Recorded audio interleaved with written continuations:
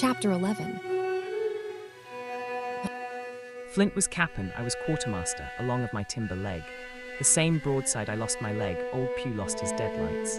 It was a master surgeon, him that amputated me out of college and all Latin by the bucket, and what not, but he was hanged like a dog and sun-dried like the rest at Corso Castle. That was Robert's men, that was, and corned of changing names to their ships, Royal Fortune and so on. Now, what a ship was christened, so let her stay, I says.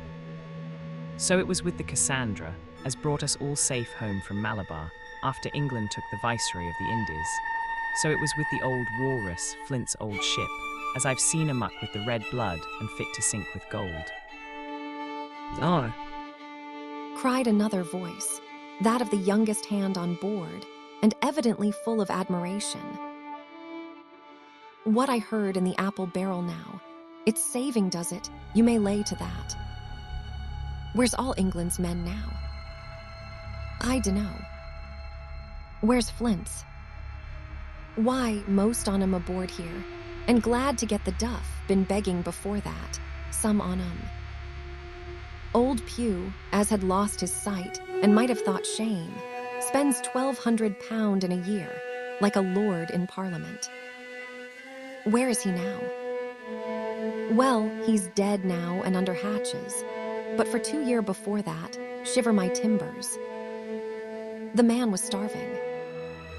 He begged, and he stole, and he cut throats, and starved at that by the powers. Well, it ain't much use, after all. Said the young seaman. Tea ain't much use for fools. You may lay to it that, nor nothing. Cried Silver. But now, you look here. You're young, you are, but you're as smart as paint. I see that when I set my eyes on you, and I'll talk to you like a man.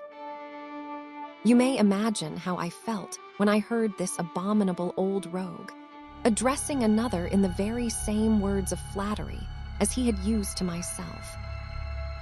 I think, if I had been able, that I would have killed him through the barrel. Meantime, he ran on, little supposing he was overheard. Here it is about gentlemen of fortune.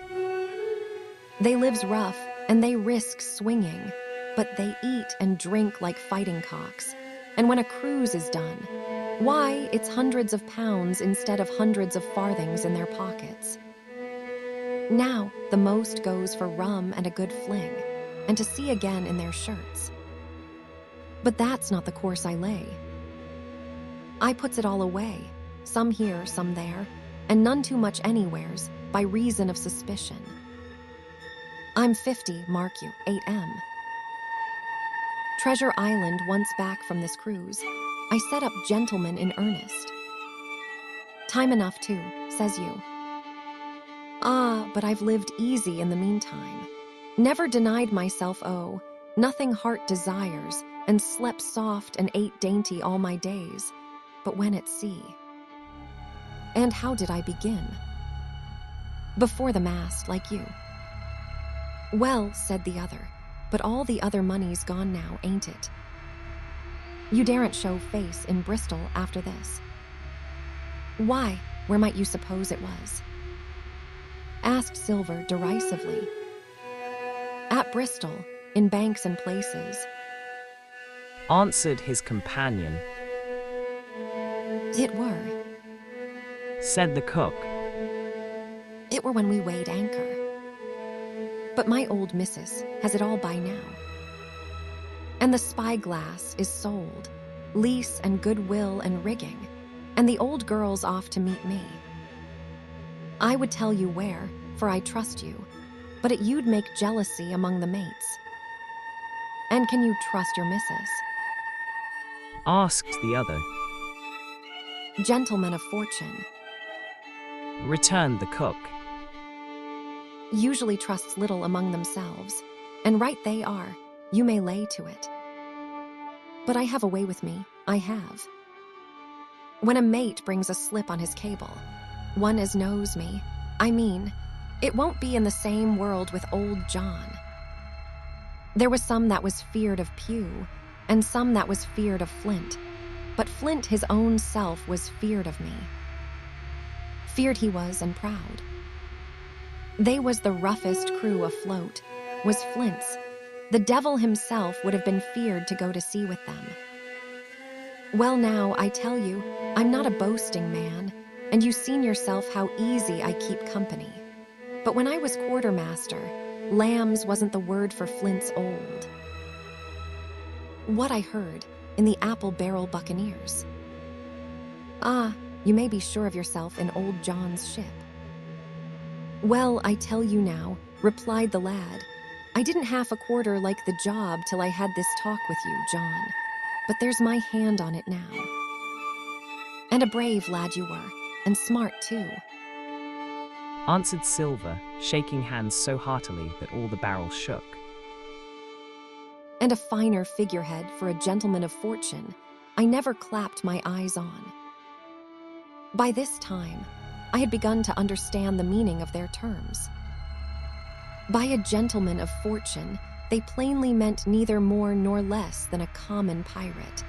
And the little scene that I had overheard was the last act in the corruption of one of the honest hands, perhaps of the last one left aboard. But on this point I was soon to be relieved, for, Silver giving a little whistle, a third man strolled up and sat down by the party. Dick Square, said Silver. Oh, I know Dick was square, returned the voice of the coxswain, Israel Hands. He's no fool as Dick.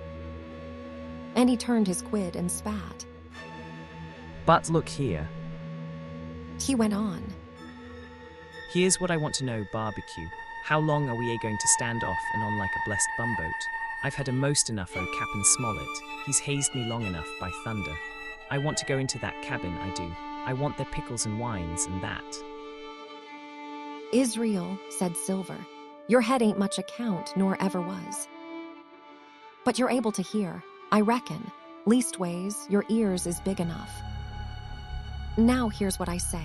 You'll Treasure Island berth forward, and you'll live hard, and you'll speak soft, and you'll keep sober till I give the word. And you may lay to that, my son. Well, I don't say no, do I? Growled the coxswain. What I say is when. That's what I say. When? By the powers, cried Silver. Wells now, if you want to know, I'll tell you W then. The last moment I can manage, and that's when. Here's a first-rate seaman, Cap'n Smollett, sails the blessed ship for us. Here's this squire and doctor with a map, and such. I don't know where it is, do I? No more do you, says you. Well then, I mean this squire and doctor shall find the stuff, and help us to get it aboard by the powers. Then we'll see. If I was sure of you all, sons of double Dutchmen, I'd have Cap'n Smollett navigate us halfway back again before I struck. Why, we're all seamen aboard here, I should think, said the lad Dick. We're all forecastle hands. You mean, snapped Silver. We can steer a course, but who's to set one? That's what all you gentlemen split on, first and last. If I had my way, I'd have Cap'n Smollett work us back into the trades at least. Then we'd have no blessed miscalculations and a spoonful of water a day. But I know the sort you are. I'll finish with them at the island as soon's the blunt's on board, and a pity tea is. But you're never happy till you're drunk. Split my sides, I've a sick heart to sail with the likes of you. Easy all, Long John, cried Israel.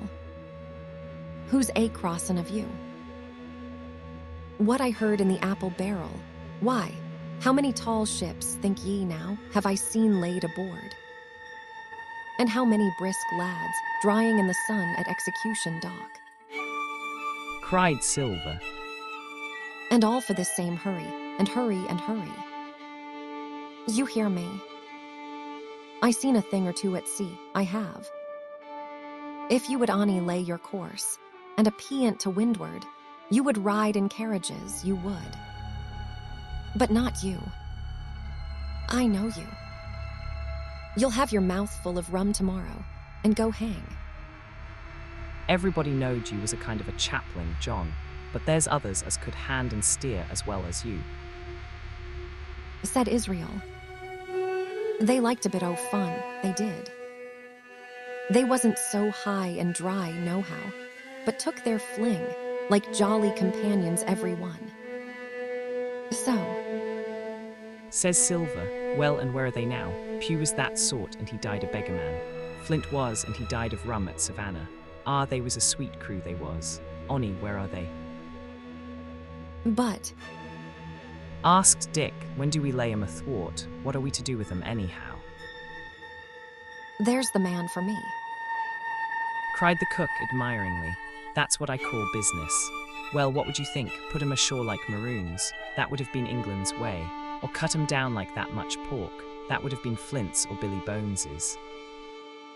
Billy was the man for that. Said Israel. Dead men don't bite, says he. Well, he's dead now hisself. He knows the long and short on it now. And if ever a rough hand come to port, it was Billy. Right you are. Said Silver, rough and ready. But 85-1. Treasure Island, mark you here. I'm an easy man, I'm quite the gentleman, says you. But this time it's serious. Duty is duty, mates. I give my vote death. When I'm in Parliament and riding in my coach, I don't want none of these sea lawyers in the cabin a-coming home, unlooked for, like the devil at prayers. Wait is what I say, but W hen the time comes, why let her rip? John, Cries the coxswain. you're a man. You'll say so, Israel, when you see. Said Silver. Only one thing I claim Trelawney. I'll wring his calf's head off his body with these hands. Dick, He added, breaking off. you just jump up like a sweet lad and get me an apple to wet my pipe like. You may fancy the terror I was in. I should have leaped out and run for it if I had found the strength, but my limbs and heart alike misgave me. I heard Dick begin to rise, and then someone seemingly stopped him, and the voice of Hans exclaimed, Oh, stow that. Don't you get sucking of that bilge, John. Let's have a go of the rum. Dick, said Silver. I trust you. I've a gauge on the keg, mind.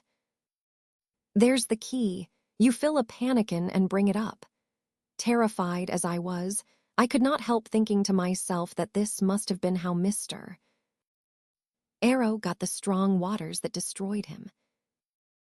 Dick was gone but a little while, and during his absence, Israel spoke straight on in the cook's ear. It was but a word or two that I could catch, and yet I gathered son important 861. What I heard in the apple barrel news, for besides other scraps that tended to the same purpose, this whole clause was audible. Not another man of them'll jine. Hence there were still faithful men on board. When Dick returned, one after another of the trio took the pannikin and drank, one to luck. Another with a, Here's to old Flint. and Silver himself saying, in a kind of song, Here's to ourselves, and hold your luff, plenty of prizes and plenty of duff. Just then a sort of brightness fell upon me in the barrel, and looking up, I found the moon had risen, and was silvering the mizzen-top and shining white on the luff of the foresail. And almost at the same time the voice of the lookout shouted, "'S land ho,